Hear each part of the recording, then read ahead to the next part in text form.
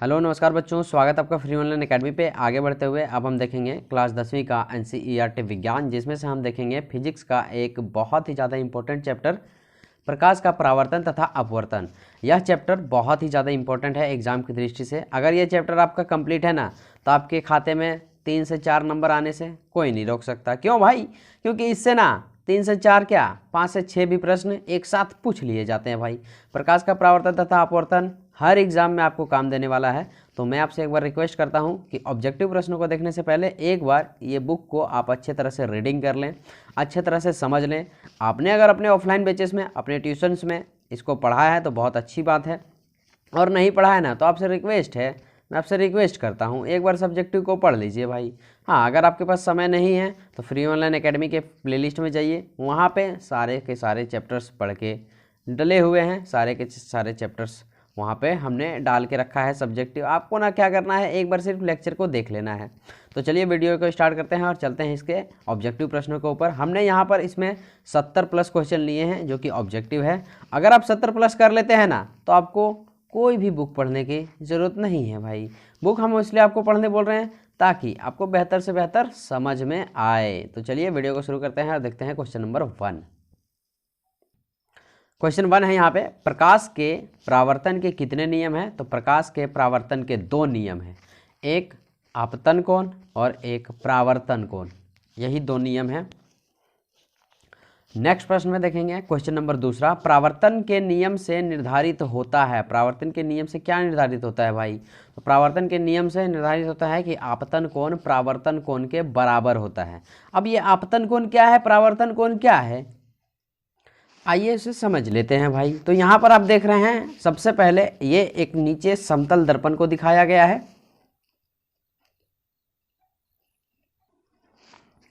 और इसमें क्या है, एक किरण आ रही है इस प्रकार से और फिर इस प्रकार से लौट जा रही है। तो देखिए, आने वाली किरण को क्या कहते हैं, आपतित किरण, और लौटने वाली किरण को क्या कहते हैं, परावर्तित किरण। अब देखिए, जब भी एक समतल दर्पण से कोई किरण टकराती है ना, तो उसी माध्यम से टकराएगी जिस माध्यम से वो वापस लौटेगी। तो यहाँ पर एक कोण का निर्माण होता है तो उसे कहते हैं आपतन कोण, और जब लौटेगी तो यहाँ पर एक कोण का निर्माण होगा जिसे कहते हैं परावर्तन कोण। ये एक अभिलंब दे दिया गया है इस प्रकार से, सीधी प्रकार से, जिसके माध्यम से आप पता लगा सकते हैं कि ये जो कोण यहाँ पे बन रही है, यहाँ पे जो कोण बन रही है वो इस कोण के बराबर होता है। आपतन कोण को I से डिनोट करते हैं और परावर्तन कोण को R से डिनोट करते हैं। तो R कोण R बराबर आप लिख सकते हैं कोण I। ठीक, कोण क्या लिख सकते हैं, I। तो यही हो गया आपतन कोण और ये हो गया परावर्तन कोण। इस बात को आप ध्यान में रखेंगे। तो ये जो होते हैं वो आपतन कोण और परावर्तन कोण क्या होते हैं, आपस में बराबर होते हैं। इस बात का ध्यान रखेंगे। देखिए, ऑब्जेक्टिव क्या है, सब्जेक्टिव का निचोड़ है। अगर आपने सब्जेक्टिव अच्छे से कर लिया ना तो ऑब्जेक्टिव चुटकियों में हो जाएंगे भाई। लेकिन अगर आपने सब्जेक्टिव ही नहीं पढ़ा है तो फिर मैं लाख समझा लूँ ना, आपको रटा रटाए जैसे लगेगा। तो रटना नहीं मेरे भाई, समझना है। नेक्स्ट प्रश्न देखेंगे क्वेश्चन नंबर 5। क्वेश्चन नंबर 5 है यहाँ पे, दंत विशेषज्ञ किस दर्पण का उपयोग मरीजों के दांतों का बड़ा प्रतिबिंब देखने के लिए करते हैं? तो अवतल दर्पण का प्रयोग करते हैं। जो डॉक्टर होते हैं वो दांतों को बड़ा देखते हैं। अगर किसी के दांत में कीड़े वीड़े लग गए हैं तो अवतल दर्पण के माध्यम से वो बड़ा करके देखते हैं। नेक्स्ट प्रश्न में चलेंगे क्वेश्चन नंबर 4, सर्च लाइट का परावर्तक सतह कैसा होता है? तो सर्च लाइट का परावर्तक सतह जो होता है अवतल दर्पण होता है। अवतल दर्पण किसका प्रयोग है सर्च लाइट में? वाहनों के अग्रदीपों में। तो आइए हम सबसे पहले थोड़ा सा मैं आपको अवतल दर्पण के प्रयोग दिखाना चाहता हूं, क्योंकि अवतल दर्पण का बहुत ही ज़्यादा इंपॉर्टेंट क्वेश्चन है। अवतल दर्पण से क्वेश्चन बनते ही बनते हैं। देखिए क्या होता है ना, सब कुछ के सब कुछ आपके बुक में होता है मेरे भाई। ऑब्जेक्टिव प्रश्न बुक से ही बनते हैं। आप ये मत सोचना कि ऑब्जेक्टिव प्रश्न आ कहाँ से रहे। जैसे कि यहाँ पे हमने अवतल दर्पण के प्रयोग के बारे में आपको पढ़ा रहा है। देखिए, अवतल दर्पण से अभी आपने एक क्वेश्चन देखा, ठीक है, बहुत सारे अवतल दर्पण के क्वेश्चन बन सकते हैं। तो ऐसा मत सोचना कि वो हमने याद कर लिया तो इसी से आएंगे। देखिए यहाँ पे आप सब पढ़ लो, कोई भी आ सकता है। जैसे यहाँ पे हमने निकाला है बुक को, यहाँ पे लिखा है अवतल दर्पणों के उपयोग। तो समझिए, अवतल दर्पण का उपयोग सामान्यतः टॉर्च, सर्च लाइट, वाहनों के अग्रदीप यानी कि हेडलाइट्स में प्रकाश का शक्तिशाली समांतर किरण पुंज प्राप्त करने के लिए किया जाता है। इतना हो गया। तो यहाँ से क्वेश्चन बन गया है, टॉर्च में भी अवतल दर्पण का प्रयोग किया जाता है, सर्च लाइट में अवतल दर्पण का प्रयोग किया जाता है। वाहनों के अग्रदीपों यानी कि हेडलाइट में अवतल दर्पण का प्रयोग किया जाता है। शक्तिशाली समांतर किरण अगर पुंज प्राप्त करना है तो अवतल दर्पण का प्राप्त किया जाता है। फिर से यहाँ पे चेहरे का बड़ा प्रतिबिंब देखने के लिए अवतल दर्पण का प्रयोग किया जाता है।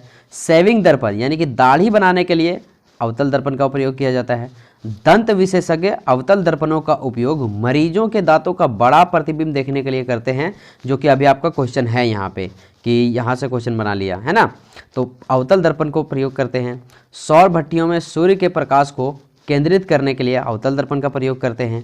तो इन सब चीज़ों को आप याद रख लीजिएगा, तो क्वेश्चन यहीं से बने हैं और इससे बाहर नहीं जाने वाले हैं, मैं आपको 101% गारंटी देता हूं। तो ये पूरा जो यहाँ पे आप देख रहे हैं अवतल दर्पण के प्रयोग, आप इसे याद कर लें, दिमाग में बिठा लें। चलिए नेक्स्ट प्रश्न पे चलते हैं हम। ये सब हम आपको क्यों दिखा रहे हैं, ताकि आपको पता चले कि ऑब्जेक्टिव बनते कहाँ से हैं। इसीलिए मैं आपको बोलता हूँ सब्जेक्टिव आप पढ़िए पढ़िए पढ़िए। अगर आपने सब्जेक्टिव वाला वीडियो नहीं देखा है तो चैनल के प्लेलिस्ट पे जाइए, प्रकाश का परावर्तन तथा अपवर्तन प्लेलिस्ट पर प्लेलिस्ट हर पार्ट व पार्ट पढ़ा रखे हैं हमने, आप वहाँ से लेक्चर को सुन सकते हैं, देख सकते हैं। और अगर नहीं देखना है ना तो वीडियो को 3 से 4 बार देखिए भाई। चलिए नेक्स्ट प्रश्न में चलते हैं। नेक्स्ट प्रश्न देखिए आ गया ना, यहाँ पे क्वेश्चन है यहाँ पे, दाढ़ी बनाने में कौन सा दर्पण का उपयोग होता है। तो अभी हमने पढ़ा है दाढ़ी बनाने के लिए अवतल दर्पण का प्रयोग किया जाता है। सेविंग मिरर बोलते हैं इसे, है ना, सेविंग करने के लिए अवतल दर्पण का प्रयोग होता है। निम्न प्रश्न है आगे 6ठा नंबर, समतल दर्पण में प्रतिबिंब की प्रकृति क्या होती है। तो वास्तविक होती है। अब देखिए यहाँ से क्वेश्चन जो चेंज हो जाते हैं थोड़े सा। अब ये क्वेश्चन कहाँ से आया, तो इसके लिए मैं एक सजेशन करूँगा कि आप एक बार इसका चार्ट देखें। चार्ट क्या है भाई, आभासी तथा बराबर कैसे जानेंगे, इसे याद करना पड़ेगा। देखिए यहाँ समतल दर्पण में प्रतिबिंब की प्रकृति पूछ दिया, हो सकता है आपको अवतल दर्पण में पूछ दे, हो सकता है उत्तल दर्पण में पूछ दे। तो यहाँ से ये एक चार्ट कहाँ से करें, ये क्वेश्चन कहाँ से करें। देखिए एक चार्ट में फिर से आपको दिखाना चाहता हूँ बुक के ऊपर। तो देखिए ये चार्ट ना बहुत ही ज़्यादा इम्पॉर्टेंट है। यहाँ से आपको क्या सीखने को मिलेगा, समझिए कि प्रकृति बिंब की स्थिति, मतलब कि वस्तु की स्थिति अगर अनंत पे हो ना, वस्तु की स्थिति अगर अनंत पे हो तो प्रतिबिंब फोकस पे बनेगा। कैसा बनेगा, अधिक छोटा बनेगा बिंदु के साइज का। और उसकी प्रकृति कैसी होगी, तो वास्तविक उल्टा होगा। सी से परे हो तो एफ तथा सी के बीच बनेगी, छोटा बनेगी, वास्तविक तथा उल्टा बनेगा। प्रतिबिंब की प्रकृति जो है सब में समान होता है, लेकिन एक पे अलग होता है, आभासी तथा सीधा। एफ पी तथा एफ के बीच रखेंगे तो कैसे बनेगा, दर्पण के पीछे बनेगा। तो ये एक चार्ट बहुत ही ज़्यादा इंपॉर्टेंट है, आप इसे याद रखेंगे, ठीक, याद रखेंगे। इससे आपके टोटल 6 प्रश्न कंप्लीट होते हैं इस चार्ट से। तो यहाँ पे एक क्वेश्चन है, समतल दर्पण में प्रतिबिंब की प्रकृति क्या होती है। तो आभासी तथा बराबर, है ना, जितना बड़ा प्रतिबिंब होगा उतनी बड़ी प्रतिबिंब भी होगी। क्वेश्चन नंबर 7 आसान क्वेश्चन है। ईंट क्या है, ईंट जो है सो वो अपारदर्शी पदार्थ है। हम ईंट से इधर उधर नहीं देख सकते हैं। देखिए पदार्थ होते हैं 3 प्रकार के, एक होते हैं पारदर्शी और दूसरा होते हैं अपारदर्शी और तीसरा होते हैं पारभासी। देखिए यहाँ पे दे रखे हैं, तो पारदर्शी होते हैं, अपारदर्शी होते हैं, पारभासी होते हैं। समझ लीजिए तीनों को। पारदर्शी जिसके द्वारा हम इधर से उधर देख सकते हैं, अपारदर्शी जिसमें नहीं दिखेगा, और एक पारभासी होता है। पारभासी मतलब थोड़ा थोड़ा दिखेगा, पूरा भी नहीं दिखेगा और कम भी नहीं दिखेगा, उसे कहते हैं पारभासी। चलिए नेक्स्ट प्रश्न में चलेंगे। क्वेश्चन नंबर 8 है, यदि वस्तु को दर्पण के समृद्ध किसी दूरी पर रखने से उस वस्तु का प्रतिबिंब सदैव सीधा और छोटा बनता है तो वह दर्पण कैसा है। तो वह दर्पण जो है सो उत्तल दर्पण है। देखिए उत्तल दर्पण और अवतल दर्पण वाले जो भी अभी हमने पीछे चार्ट दिखाए आपको, दोनों कर लीजिएगा। 2 चार्ट होंगे आपके बुक में, अगर आप दोनों करते हैं ना तो आपसे सारे प्रश्न इस टाइप के बनने लगेंगे भाई। नेक्स्ट प्रश्न है यहाँ पे, किस दर्पण में वास्तविक प्रतिबिंब नहीं बन सकता है। तो समतल दर्पण में वास्तविक प्रतिबिंब नहीं बनता है, इस बात को आप याद रखेंगे। समतल दर्पण में जो है सो आभासी प्रतिबिंब बनता है। कैसा बनता है, आभासी प्रतिबिंब बनता है, लेकिन इसमें वास्तविक प्रतिबिंब नहीं बनता है। नेक्स्ट प्रश्न में चलेंगे। क्वेश्चन नंबर 10, समतल दर्पण से किस वस्तु का प्रतिबिंब कैसा बनेगा, वास्तविक बनता है, आभासी। तो अभी हमने आपको कहा ना समतल दर्पण में सदैव आभासी बनता है, आभासी बनता है, आभासी बनता है। रट लो, इसे याद कर लो। समतल दर्पण में वास्तविक नहीं बनता। बाकी जितने भी दर्पण है ना उत्तल दर्पण अवतल दर्पण इसमें वास्तविक बनते हैं भाई। एक लौता समतल है जिसमें आभासी बनते हैं। नेक्स्ट प्रश्न है, एक गोलीय दर्पण द्वारा बने प्रतिबिंब का आवर्धक ऋणात्मक हो सकता है, ऋणात्मक हो सकता है तो प्रतिबिंब उल्टा होगा। देखिए जो प्रतिबिंब की स्थिति होगी वो अगर ऋणात्मक होगी तो प्रतिबिंब जो है सो उल्टा होता है। ठीक, चिन्ह परिपाटी के माध्यम से आप पढ़ेंगे या फिर पढ़े होंगे तो जानते होंगे। अगर प्रतिबिंब उल्टा हो तो उसका जो मान होता है वो ऋणात्मक होता है। तो यहाँ क्वेश्चन पूछ दिया है आवर्धक जो है सो वो ऋणात्मक है तो प्रतिबिंब कैसा होगा, उल्टा होगा। चलिए नेक्स्ट, और सीधा होगा तो प्लस में होगा। नेक्स्ट प्रश्न है क्वेश्चन नंबर 12, सोलर कुकर में व्यवहार किया जाता है तो अवतल दर्पण का व्यवहार किया जाता है। अभी हमने आपको पढ़ाया है पीछे बुक के ऊपर। चलिए तो कन्फ्यूजन नहीं करना है ये सब में। आगे प्रश्न है, देखिए फिर से वहीं से पूछ दिया, सर्च लाइट का परावर्तक सतह क्या होता है तो अवतल होता है। सर्च लाइट में किसका उपयोग किया जाता है, अवतल दर्पण का उपयोग किया जाता है। नेक्स्ट प्रश्न है, काल्पनिक प्रतिबिंब हमेशा क्या होता है, सीधा होता है। काल्पनिक प्रतिबिंब जो भी होते हैं ना हमेशा सीधा होता है। अवतल दर्पण में जब आप बनाएंगे लास्ट वाला फिगर तो उसमें बनेगा काल्पनिक प्रतिबिंब। नेक्स्ट प्रश्न है क्वेश्चन नंबर 15, समतल दर्पण में प्रतिबिंब का आवर्धक होता है। समतल दर्पण में प्रतिबिंब का जो आवर्धन होता है वो 1 के बराबर होता है। नेक्स्ट प्रश्न में चलेंगे, मोटर गाड़ी के चालक के सामने लगा रहता है तो उत्तल दर्पण लगा रहता है। ये एक अकेला लौता प्रश्न है उत्तल दर्पण से। मोटर गाड़ी के चालक, आप समझिए मोटर गाड़ी के चालक जो दर्पण लगा रहता है, जो भी गाड़ियां होती हैं पीछे देखने के लिए जो मिरर लगे रहते हैं जिसे हम लोग साइड मिरर कहते हैं, वो कौन सा मिरर होता है, उत्तल दर्पण होता है। अगर आपको प्रैक्टिकली देखना है ना तो ट्रक के जो होते हैं ना ट्रक वाले जो आईने होते हैं ना, जो ड्राइवर के बगल में जो रहता है पीछे देखने के काम आता है, उसका आप आईना देखिएगा तो उसका आईना जो है ना कुछ लंबा टाइप के रहेंगे इस प्रकार से, और यहाँ से बीच का जो भाग रहेगा वो उठा हुआ रहेगा, उभरा हुआ रहेगा। तो उस प्रकार से वहाँ से आप पूरा डिटेल जान सकते हैं कि उत्तल दर्पण होता है। और भी मिरर देखिएगा तो आपको समतल के जैसा सामान दिखाई देगा, लेकिन पूरा डिटेल में जानना हो तो ट्रक वाला आईना एक बार जरूर देखेंगे। कौन सा लेंस अपसारी लेंस कहलाता है तो अवतल लेंस को अपसारी लेंस कहते हैं। एक नेक्स्ट प्रश्न यहाँ पे बनता है अभिसारी, कौन सा, अभिसारी, तो अभिसारी लेंस कहते हैं उत्तल लेंस को, और अपसारी बोले तो अवतल लेंस को कहते हैं। दोनों को याद रखेंगे, दोनों इंपॉर्टेंट प्रश्न हैं। एक उत्तल लेंस होता है तो एक उत्तल लेंस किनारों की अपेक्षा बीच में मोटा होता है। उत्तल लेंस किस प्रकार का होता है, इस प्रकार की, किस प्रकार की होती है, इस प्रकार की, है ना। तो देखिए यहाँ पे क्या है, पतले हैं, यहाँ पे क्या है, पतले हैं, यहाँ पे क्या है, मोटा है। तो किनारों की अपेक्षा बीच में मोटी होती है, इसका करेक्ट आंसर हो जाएगा। नेक्स्ट प्रश्न है क्वेश्चन नंबर 19, पानी से भरी बाल्टी की गहराई कम मालूम पड़ने का कारण क्या है तो वो है प्रकाश का अपवर्तन होता है। प्रकाश के अपवर्तन के कारण लगता है जैसे पानी में, बाल्टी में कम पानी भरी हुई है। नेक्स्ट प्रश्न है, सरल सूक्ष्मदर्शी में किसका उपयोग होता है तो उत्तल लेंस का उपयोग होता है। इसी के माध्यम से हम सूक्ष्मदर्शी को देख सकते हैं। सूर्यास्त के समय क्षितिज के नीचे चले जाने पर भी सूर्य कुछ समय तक दिखाई देता है, इसका क्या कारण है तो अपवर्तन के कारण जो है सो दिखाई देता है भाई। नेक्स्ट प्रश्न है, उत्तल लेंस को क्या कहा जाता है तो हमने अभी आपको कहा उत्तल लेंस को अभिसारी लेंस भी कहते हैं और अपसारी लेंस कहते हैं अवतल को। नेक्स्ट प्रश्न है यहाँ पे, लेंस की क्षमता P बराबर क्या होता है तो लेंस की क्षमता P बराबर होता है 1/f, वो भी किसमें, मीटर में होता है। ये मोस्ट इंपोर्टेंट फॉर्मूला, इसके ऊपर भी बहुत सारे क्वेश्चन बनेंगे, आप इसे याद कर लीजिए भाई, याद कर लीजिए इसे। P बराबर होता है 1/f, वो भी किसमें, मीटर में। अब ये P क्या है और ये F क्या है समझ लेते हैं। P मतलब होता है लेंस की क्षमता, मतलब पावर, पावर को हम लोग P से डिनोट करेंगे, क्षमता को P से डिनोट करेंगे। और 1/f ये फोकस दूरी, F मतलब क्या, फोकस दूरी होता है, और ये होता है मीटर। तो फोकस दूरी हमेशा किस में होगी, मीटर में। आप ये फॉर्मूला का एक स्क्रीनशॉट ले लें, इसमें बहुत सारे फॉर्मूले, बहुत सारे क्वेश्चन बनेंगे अभी। नेक्स्ट प्रश्न है यहाँ क्वेश्चन नंबर 24, साइड मिरर के रूप में प्रयुक्त होता है तो अभी हमने कहा उत्तल दर्पण कैसे जानेंगे, हमने कहा अभी गाड़ियों में, मोटर गाड़ियों में, ट्रकों में और फोर व्हीलों में जो वाहन जो भी मिरर लगे होते हैं साइड में ड्राइवर के बगल में, वो होते हैं उत्तल दर्पण। जानने हैं तो ट्रक का मिरर हमने आपको देखने के लिए बोला है।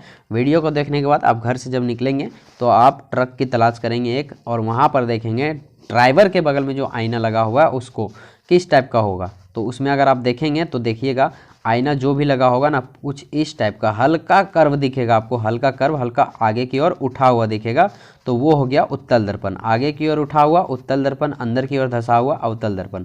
25 नंबर प्रश्न है, निर्गत किरण एवं अभिलंब के बीच कोण को क्या कहते हैं? तो उसे कहते हैं परावर्तन कोण। आपतन कोण परावर्तन कोण के बराबर होता है, इस बात को भी याद रखेंगे। नेक्स्ट प्रश्न है, किसी उत्तल लेंस की फोकस दूरी हमेशा क्या होती है? तो वो भी पॉजिटिव होती है।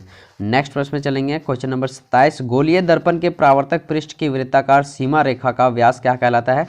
तो वक्रता त्रिज्या कहलाता है। देखिए ये सब प्रश्न बुक से ही निकाले गए हैं भाई, बुक से ही निकाले गए हैं। देखिए ये सब कहाँ मिलेगा? तो वो सब डार्कनेस में देखिएगा आप बुक के ऊपर, तो वहाँ पर मिल जाएगा आराम से। जैसे यहाँ पर देख लेंगे आप, यहाँ पर अगर आप देखेंगे तो सबसे पहले ध्रुव कहते हैं, वक्रता केंद्र कहलाता है। ये सब पढ़िएगा तो यहीं से समझ में आ जाएगा, है ना। और फिगर के माध्यम से भी आप देख सकते हैं, वक्रता त्रिज्या, मुख्य अक्ष। अगर आपको नहीं देखने या फिर पढ़ के समझ नहीं आता है तो हमने आपको कहा प्लेलिस्ट में वीडियो है, आप वहाँ से देख सकते हैं। चलिए नेक्स्ट प्रश्न पे चलते हैं। नेक्स्ट प्रश्न है क्वेश्चन नंबर 28। अच्छा प्रश्न है यहाँ पे, यदि किसी बिंब का प्रतिबिंब आवर्धक ऋणात्मक हो तो उस बिंब की प्रकृति क्या होगी? तो वास्तविक तथा उल्टा। देखिए जिसकी भी प्रतिबिंब उल्टा हो ना, जिसकी भी प्रतिबिंब उल्टा हो तो उसे ऋणात्मक बोलते हैं, और अगर ऋणात्मक है तो आप उल्टा समझ लेना, ठीक। तो यहाँ पर देखिए हम देख रहे हैं कि अगर ऋणात्मक है तो प्रतिबिंब उल्टा होगा। तो यहाँ पे ऑप्शन नंबर बी और सी कट हो गए पहले, क्योंकि ऋणात्मक होने पर प्रतिबिंब जो होता है वो उल्टा होता है, ठीक। तो उल्टा इसमें है और ऑप्शन नंबर डी में है। अब हम जानते हैं आभासी यहाँ पे दे रखे हैं, तो आभासी केवल और केवल समतल दर्पण में बनते हैं। किस में बनते हैं? समतल दर्पण में। और समतल दर्पण का यहाँ बात किया नहीं है, इसलिए हम आभासी को नहीं लेंगे, यहाँ पर सिर्फ लेंगे किसको? वास्तविक को। आई बात समझ में? तो इस तरह से आप लगा सकते हैं आंसर। लेकिन मैं आपको कहूँगा क्वेश्चन कॉन्सेप्ट क्लियर करो, क्वेश्चन का कॉन्सेप्ट क्लियर करो, अगर क्वेश्चन कहना क्या चाहता है। 29 नंबर का प्रश्न है, बहुत ही ज़्यादा इंपॉर्टेंट प्रश्न है और इसको आप ध्यान से देखेंगे भाई। नेक्स्ट प्रश्न 29, निम्नलिखित में कौन उत्तल दर्पण की फोकस दूरी है जिसकी वक्रता त्रिज्या 32 सेंटीमीटर है? और आंसर यहाँ पे है 16 सेंटीमीटर। देखिए आप इसे याद कर लेंगे, कोई फायदा नहीं होगा, क्वेश्चन वहाँ पे बदल देगा। तो आप इसे बनाना सीख लीजिए, आखिर इसका माजरा क्या है, कंडीशन क्या है भाई। तो हमने आपको एक फॉर्मूला अभी लिखाया था, F बराबर R/2, नहीं लिखाए हैं तो इसे आप याद कर लेंगे, F बराबर R/2। ये मोस्ट इंपॉर्टेंट फार्मूला है, F बराबर R/2, F बराबर R/2। इसको अगर कन्वर्ट करेगा तो ये भी पूछ सकता है। देखिए ये जो फार्मूला है डायरेक्टली पूछ लिया जाता है ऑप्शन में, है ना, कि फोकस दूरी का फार्मूला बताएं। तो F बराबर R/2, ये है F मतलब फोकस दूरी, R मतलब वक्रता त्रिज्या, और बाय में 2 का 2 तो रहेगा ही। अब देखिए इससे एक और फार्मूले बन सकते हैं, क्या बन सकते हैं समझना। ये जो 2 है ये बराबर के इधर आएगा तो F के साथ गुना में हो जाएगा, मतलब हम इसको क्या लिख सकते हैं एक तरीका से, और 2F बराबर क्या लिख सकते हैं, R लिख सकते हैं। तो ये दो फार्मूले बनते हैं जो कि आपके एग्जाम की दृष्टि से बहुत ही ज़्यादा इंपॉर्टेंट है। ये दो फार्मूले आपको यहाँ से 2 नंबर दिलाएंगे और इसके ऊपर क्वेश्चंस भी बनते हैं जो कि 29 नंबर में दे रखे हैं। तो चलिए इसी के बेसिस पे हम याद रखते हैं क्वेश्चन नंबर 32 बनेगा कैसे। तो आपको केवल याद रखना है क्या, F बराबर R/2, ठीक। अब देखिए वक्रता त्रिज्या मतलब R दे रखे हैं कितने, 32। तो यहाँ पे हम फॉर्मूला लगाएंगे F बराबर R कितने हैं भैया, 32। तो हम यहाँ 32 लिख देंगे और बाय में कितना लिख देंगे, 2। तो ये 2 बार में कट जाएगा, 16 हो जाएगा। तो यहाँ पे F जो आएगी वो फोकस दूरी कहलाएगी, और फोकस दूरी क्या कहलाएगी, 16 सेंटीमीटर। तो option is the right answer is the C. चलिए नेक्स्ट प्रश्न पे चलते हैं। यहाँ पे क्वेश्चन नंबर 30 है, हवा यानी निर्वात में प्रकाश की चाल क्या है। हवा को निर्वात भी बोल सकते हैं आप, 3 × 10⁸ मीटर प्रति सेकेंड, ये है प्रकाश की चाल। नेक्स्ट प्रश्न है यहाँ पे, किस दर्पण में बड़ा प्रतिबिंब बनता है। तो अवतल दर्पण में बड़ा प्रतिबिंब बनता है। दर्पण सूत्र क्या है, अब दर्पण सूत्र बताएंगे। तो दर्पण सूत्र होता है 1/v बराबर प्लस 1/u बराबर 1/f, ये होता है दर्पण सूत्र। देखिए ये है दर्पण सूत्र, और अगर लेंस सूत्र पूछे तो यहाँ पर प्लस को उठा करके यहाँ माइनस कर देना, अरे चल प्लस हट, यहाँ पे माइनस कर देना, लेकिन दर्पण सूत्र बोले तो प्लस कर देना। तो चलिए ऑप्शन नंबर डी में है इसका right answer, 1/v plus 1/u bye 1/f, इसे याद रखेंगे। नेक्स्ट प्रश्न पर चलेंगे, क्वेश्चन नंबर 33, गोलीय दर्पण की फोकस दूरी उसकी वक्रता त्रिज्या की आधी होती है। देखिए वही बोला, फोकस दूरी वक्रता त्रिज्या की आधी, 2 से भागा तो हो गया आधा, तो हो गया ना 1 बार। तो देखिए क्वेश्चन घुमा फिरा के पूछ सकते हैं भाई। नेक्स्ट प्रश्न पे चलेंगे, क्वेश्चन नंबर 34, किसी वस्तु का आवर्धित काल्पनिक प्रतिबिंब बनता है। तो अवतल दर्पण से बनता है, ये सबसे लास्ट वाले कंडीशन में। नेक्स्ट प्रश्न में देखेंगे 35 नंबर प्रश्न, हमारी आंखें जो देख सकती है वो कैसी वस्तुएं हैं। तो वो वस्तुएं हैं दीप्त या फिर प्रदीप्त वस्तुएं दो प्रकार की होती हैं, एक प्रदीप्त वस्तुएं और एक आदीप्त वस्तुएं। आदीप्त वस्तुएं उन वस्तुओं को कहते हैं जो प्रकाश का उत्सर्जन नहीं करता है, और प्रदीप्त वस्तुएं उन वस्तुओं को कहते हैं जो प्रकाश का उत्सर्जन करते हैं। नेक्स्ट प्रश्न है क्वेश्चन नंबर 36। एक उत्तल दर्पण की फोकस दूरी 20 सेंटीमीटर है, इसकी वक्रता त्रिज्या क्या हो जाएगी? तो देखिए फोकस दूरी बराबर हमने फॉर्मूला याद रखा है r/2। अब देखिए इसकी जो फोकस दूरी है वो 20 सेंटीमीटर दे रखे हैं, तो यहाँ पे हम फोकस के स्थान पे हम 20 ले लेंगे। f बराबर r/2 फार्मूले हैं, और f का मान कितने हैं 20, बराबर में लिखेंगे r और बाय में लिखेंगे 2। हमें वक्रता त्रिज्या बतानी है, तो ये जो 2 है ये बराबर के इधर आ जाएगा, तो 20 के साथ गुना हो जाएगा, यानी हम लिख सकते हैं r बराबर 40 सेंटीमीटर। तो इसका right answer option number D हो जाएगा। नेक्स्ट प्रश्न पे चलेंगे क्वेश्चन नंबर 37। किसी दर्पण के सामने आप चाहे जितनी भी दूर पर खड़े हों, आपका प्रतिबिंब सदैव सीधा ही बनता है। संभवतः कौन सा दर्पण है? तो समतल है या फिर उत्तल है। ऐसा आप याद या नहीं रखना है, याद आपको ये रखना है कि वो चार्ट कैसे याद करें, है ना। चार्ट आपने याद कर लिया ना, तो इस टाइप के सारे प्रश्न आपके हल्के में बन जाएंगे भाई। नेक्स्ट प्रश्न है उत्तल दर्पण से प्रतिबिंब सदैव कैसा बनता है? तो उत्तल दर्पण से प्रतिबिंब जो सदैव बनता है वो ध्रुव तथा फोकस के बीच बनता है। नेक्स्ट प्रश्न पे चलेंगे क्वेश्चन नंबर 39। किसी वस्तु को हम तभी देख पाते हैं जब वस्तु प्रकाश को परावर्तित करे। जी हाँ, बिल्कुल सही बात है। कोई वस्तु को हम तभी देख पाएंगे जब वह प्रकाश को परावर्तित करेगा। देखिएगा अंधेले में क्या होता है, वो प्रकाश को परावर्तित कर ही नहीं पाता है, इसलिए हम अंधेला में कोई वस्तु को देख भी नहीं पाते। ये साइंस का एक बहुत बड़ा फैक्ट है भाई। नेक्स्ट प्रश्न पे चलेंगे क्वेश्चन नंबर 40। क्वेश्चन नंबर 40 है किसी वस्तु का अवतल दर्पण द्वारा प्रतिबिंब का आभासी सीधा तथा वस्तु से बड़ा पाया गया तो वस्तु की स्थिति कहाँ होनी चाहिए? ये चार्ट से है, ये चार्ट से है, चार्ट से क्वेश्चन है मेरे भाई। चार्ट आप कर लेंगे ना तो आपके सारे प्रश्न इजीली हो जाएंगे, इसलिए मैं चार्ट को बार बार आपसे बोल रहा हूँ करने के लिए। दर्पण के ध्रुव तथा मुख्य फोकस के बीच हो तो ऐसा संभव होगा भाई। 41 नंबर प्रश्न है निम्नलिखित में किस दर्पण द्वारा किसी वस्तु का वास्तविक प्रतिबिंब मिल सकता है? तो अवतल दर्पण द्वारा वास्तविक प्रतिबिंब मिल सकता है, समतल और उत्तल में नहीं मिलेगा। नेक्स्ट प्रश्न में चलेंगे तो 42 नंबर क्वेश्चन है उत्तल दर्पण द्वारा बना प्रतिबिंब कैसा होता है? तो हमेशा सीधा होता है, हमेशा सीधा होता है। उत्तल दर्पण में जो भी प्रतिबिंब बनते हैं हमेशा सीधा बनते हैं, आप इसे याद रखेंगे। समतल में भी सीधा बनता है। अवतल दर्पण में आवर्धित काल्पनिक प्रतिबिंब बनाने के लिए वस्तु को कहाँ रखा जाता है? तो वो रखेंगे फोकस के अंदर। कहाँ रखेंगे? फोकस के अंदर रखेंगे। नेक्स्ट प्रश्न पे चलेंगे क्वेश्चन नंबर 44। साइड मिरर के रूप में उपयोग होता है उत्तल लेंस, इसको हम कर चुके हैं पहले। यहाँ पे दर्पण होगा, लेंस कर दिया उत्तल दर्पण। नेक्स्ट प्रश्न है प्रकाश की किरणें गमन करती हैं तो सीधी रेखा में गमन करती है, इस बात को याद रखेंगे, बहुत ही ज़्यादा इंपॉर्टेंट क्वेश्चन। प्रकाश देखिए सूरज की किरणें जब भी आते हैं तो टेढ़ा मेढ़ा आते हैं क्या? ऐसे वैसे आते हैं क्या? जब उगने के लिए जब उगते हैं सूरज देव तो ऐसे ऐसे आते हैं कि नहीं, सीधा यहाँ पे सूरज रहता है, सीधा मारता है ऐसे, है ना, सीधा एकदम सीधा। तो प्रकाश जो है सो सीधी रेखा में गमन करती है।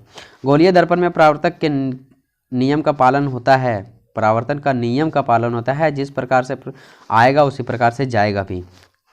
गोलीय दर्पण में दूरियों को सदा किस सापेक्ष में मापते हैं? तो ध्रुव से मापते हैं, ध्रुव के।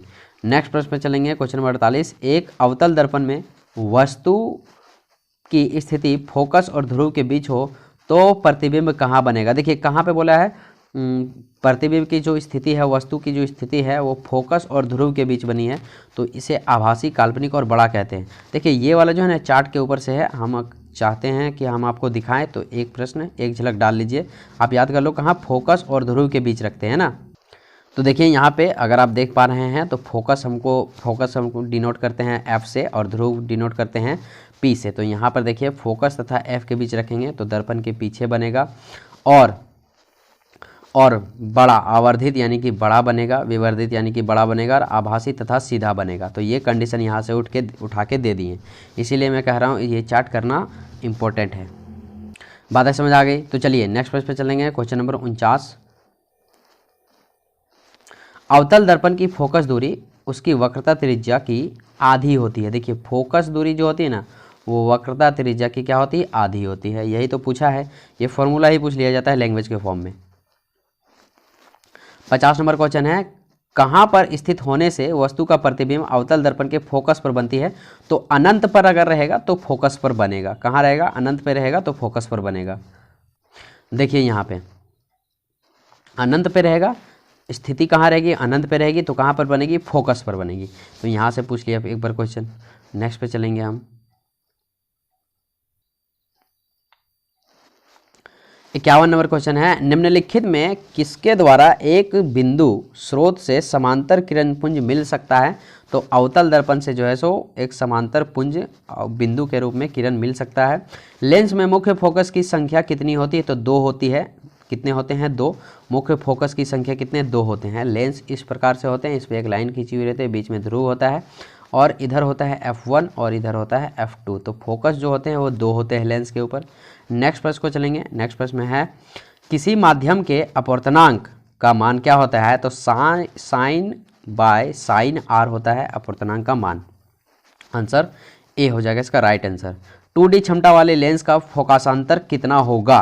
देखिए आप इसको उतारिए मत, ठीक है, इसको आप PDF के रूप में ले लेंगे, डिस्क्रिप्शन में हम लिंक दे देंगे।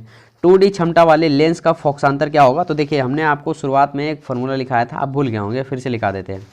F बराबर एक फॉर्मूला होता है, सॉरी P बराबर, F बराबर तो R/2 होता है, P बराबर होता है फॉर्मूले 1/F। क्या होते हैं? 1/F, वो भी किसमें? मीटर में होते हैं। तो देखिए 2D क्षमता वाले, क्षमता को हम लोग किससे डिनोट करते हैं? P से डिनोट करते हैं। तो यहाँ पे क्या हो जाएगा? 2। P की जगह पे क्या हो जाएगा? 2 बराबर 1 का 1 देंगे हम। और फोकसांतर, फोकसांतर क्या होगा? तो यहाँ पे हम फोकस का फोकस लिखेंगे। ठीक, अब देखिए ये जो फोकस है नीचे, ये कहाँ आ जाएगा भाई? ये आ जाएगा हमारा गुना के फॉर्म में। तो इसे हम क्या कर लेंगे? गुना के फॉर्म में ले आएंगे। तो ये गुना के फॉर्म में लाएंगे तो ये F इधर ऊपर और ये जो 2 है गुना के फॉर्म में, ये आ जाएगा नीचे। तो हो जाएगा क्या? 1/2 हो जाएगा। और 1/2 को जब हम भागा करेंगे तो कितना निकल कर आएगा? तो ये आ जाएगा निकल करके 0.5। क्या आ जाएगा? 0.5। चलिए अब ये 0.5 जो है वो है मीटर में, इसे हमें सेंटीमीटर में बदलना है। तो सेंटीमीटर में बदलने के लिए हम क्या करते हैं? इसे 100 से गुना कर देंगे। तो यहाँ पे हम लिखेंगे 100 से गुना, ये पॉइंट कटेगा तो नीचे 10 आएगा, ये 10 से 10 खत्म हो जाएंगे। तो क्या बचेंगे? 5 × 10 = 50 सेंटीमीटर। और यही हो जाएगा इसका करेक्ट आंसर। तो आशा करते हैं ये चीज़ आपको समझ आया होगा। अब इस टाइप के बहुत आएंगे प्रश्न, आप उसको देखेंगे। नेक्स्ट प्रश्न पे चलेंगे, क्वेश्चन नंबर 55। निम्न में कौन सा पदार्थ लेंस बनाने के लिए प्रयुक्त नहीं किया जा सकता है? तो वो मिट्टी है। मिट्टी को आप लेंस बनाने के लिए प्रयोग नहीं कर सकते हैं। नेक्स्ट प्रश्न है क्वेश्चन नंबर 56। सघन माध्यम से विरल माध्यम में प्रवेश करने पर आपतन कोण तथा परावर्तन कोण, आपतन कोण तथा अपवर्तन में क्या संबंध है? तो वह संबंध है आपतन कोण बड़ा होता है। कौन सा कोण? आपतन कोण बड़ा। नेक्स्ट प्रश्न है क्वेश्चन नंबर 57। किसी बिंदु से निकल कर किरणें किसी लेंस से अपवर्तित होकर जिस बिंदु पर मिलती है उसे क्या कहते हैं? तो उसे कहते हैं प्रतिबिंब बिंदु। क्या कहते हैं? प्रतिबिंब बिंदु, इसका राइट आंसर हो जाएगा। नेक्स्ट प्रश्न है, यदि वस्तु उत्तल लेंस के फोकस तथा फोकस दूरी की दूरी पर हो तो प्रतिबिंब कैसा होगा? तो वास्तविक, उल्टा तथा बड़ा बनेगा। ये सब चार्ट से क्वेश्चन है, चार्ट को आप कर लेंगे, सारे प्रश्न खत्म हो जाएंगे। 6 प्रश्न बनेंगे चार्ट से। दूसरा एक चार्ट है लेंस वाला, उससे भी 6 प्रश्न बन सकते हैं। प्रकाश की चाल सबसे अधिक किसमें होती है? तो निर्वात में प्रकाश की चाल सबसे ज़्यादा होती है, 3 × 10⁸ मीटर प्रति सेकेंड। लेंस की क्षमता का मात्रक क्या है? तो लेंस की क्षमता का मात्रक डायोप्टर है। 61 प्रश्न है, जब प्रकाश की किरण हवा से कांच में प्रवेश करती है तो थोड़ा अभिलंब की ओर मुड़ जाती है, अभिलंब के निकट आ जाती है, अभिलंब की ओर आ जाती है। एक अवतल दर्पण की फोकस दूरी 10 सेंटीमीटर है तो उसकी वक्रता त्रिज्या क्या हो जाएगा? तो हम जानते हैं फोकस दूरी का जो फॉर्मूला होता है वो क्या होता है? F बराबर R/2। अब देखिए F बराबर का बराबर देंगे यहाँ पे, और जो फोकस दूरी है वो कितने हैं उसे लिख देंगे। तो फोकस दूरी यहाँ पे कितने हैं? F बराबर R/2। फोकस दूरी ही दे रखा, मतलब F दे रखे हैं यहाँ पे 20, ये जो 2 है ये आ जाएगा इधर, बराबर फोकस दूरी 10 है ना, फोकस दूरी 10 है मेरे भाई, 10। तो 10 कर लो आप। 10 बराबर R, और ये जो 2 है यहाँ पे, यहाँ 2 होगा, ये आ जाएगा इधर गुना के फॉर्म में, मतलब 2 से गुना, तो R बराबर जो निकलेंगे वो कितने निकलेंगे, 20 निकलेंगे। चलिए, किसी गोलीय दर्पण की वक्रता त्रिज्या 50 सेंटीमीटर, उसकी फोकस दूरी क्या हो जाएगी, वही सेम कंडीशन है, हम लगाएंगे F बराबर R/2 वाला फार्मूला, R/2, तो F जो का F हो जाएगा, R जो दे रखे हैं वो कितने रखे हैं, 50, 50/2 करेंगे, इसको काटेंगे तो 25 सेंटीमीटर आ जाएगा। क्या आंसर, करेक्ट आंसर हो जाएगा ऑप्शन नंबर सी। किसी शब्दकोश के लिए दिए गए छोटे अक्षरों को पढ़ने के समय आप कौन सा लेंस पसंद करेंगे, तो हम करेंगे 5 सेंटीमीटर फोकस उत्तल लेंस। नेक्स्ट प्रश्न में चलेंगे, 65 में है, एक उत्तल लेंस की फोकस दूरी 20 सेंटीमीटर है, लेंस की क्षमता क्या हो जाएगी।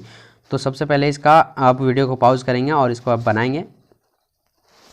चलिए, तो लेंस की क्षमता पूछा है, यानी कि P बराबर हम जानते हैं फॉर्मूला होता है, क्षमता जब भी बोले आपके दिमाग में P घूमना चाहिए, बराबर 1/F, वो भी किसमें, मीटर में। तो देखिए यहाँ पे फोकस दूरी दे रखे हैं, तो हम यहाँ पे लिखेंगे P बराबर 1/ कितने दे रखे हैं, 20 सेंटीमीटर दे रखे हैं। अब चलिए 1/20 सेंटीमीटर को अगर हम भाग देंगे तो P बराबर कितने निकल कर आएंगे, 0.05, ठीक है, एक को भागा देंगे 20 से तो इतना आएगा। अब देखिए ये चूँकि है ना मीटर में है, ठीक है, किस में है, मीटर में, इसे हमें सेंटीमीटर में बदलना हो तो सेंटीमीटर में बदलने के लिए हमें क्या करना होगा, 100 से गुना करना होगा। कितना करना होगा, 100 से गुना। तो हम यहाँ पर 100 से ऐसे गुना करेंगे, नहीं सॉरी 100 से, हाँ 100 से गुना करना होगा। तो देखिए 100 से गुना कर दिए, यहाँ पे क्या हो जाएगा, पॉइंट कटेंगे तो 2 0, ये 2 0 कैंसिल, क्या बच जाएंगे, 5 सेंटीमीटर, यानी कि 5 डायोप्टर इसका करेक्ट आंसर हो जाएगा। समझ में आई बात, चलिए समझ में आया तो अच्छी बात है। नेक्स्ट प्रश्न पर चलेंगे, क्वेश्चन नंबर 66, किसी लेंस के द्वारा सिर्फ काल्पनिक प्रतिबिंब बनता है तो अवतल लेंस में ही काल्पनिक प्रतिबिंब बनता है, option number B is the right answer. 67 number है, 1 मीटर फोकस दूरी वाले उत्तल लेंस की क्षमता क्या होगी, तो यहाँ पे P बराबर लिखेंगे 1/F, और 1 जो F का मान कितने दे रखे हैं, यहाँ पे 1 काटेंगे तो ये 1 आएगा, और इसलिए 1 dioptre is the right answer, option number B. Question number 68 है, उत्तल लेंस में जब वस्तु फोकस एवं लेंस के बीच रखी जाती है तब प्रतिबिंब कैसा बनता है, तो काल्पनिक और सीधा बनता है, option number is the right answer. Lens की क्षमता व्यक्त की जाती है, तो लेंस की क्षमता जो फोकस दूरी के व्युत्क्रम, मतलब लेंस की क्षमता जो होती है वो फोकस के व्युत, मतलब फोकस का उल्टा हो जाता है, फोकस का उल्टा मतलब 1/F हो जाता है। चलिए नेक्स्ट प्रश्न में चलेंगे, क्वेश्चन नंबर 70, और इस सेशन का लास्ट प्रश्न है, लेंस का प्रत्येक छोटा भाग क्या कहलाता है, तो प्रिज्म की तरह जो है सो लेंस का प्रत्येक छोटा भाग कहलाता है प्रिज्म की तरह। तो चलिए इसी के साथ होता है क्वेश्चन नंबर 70 कंप्लीट, इसके आगे नहीं है। अगर आपने 70 कंप्लीट कर लिया है तो एक भी प्रश्न आपके बाहर नहीं जाने वाले मेरे भाई, तो बने रहिए वीडियो में। मिलते हैं अगले वीडियो में, तब तक के लिए जय हिंद जय भारत। आपने चैनल को सब्सक्राइब नहीं किया तो सब्सक्राइब कर लीजिए, साथ में बेल आइकन के ऑल पे क्लिक कर दीजिए ताकि इस तरह के वीडियो आपको टाइम टू टाइम मिलती रहे।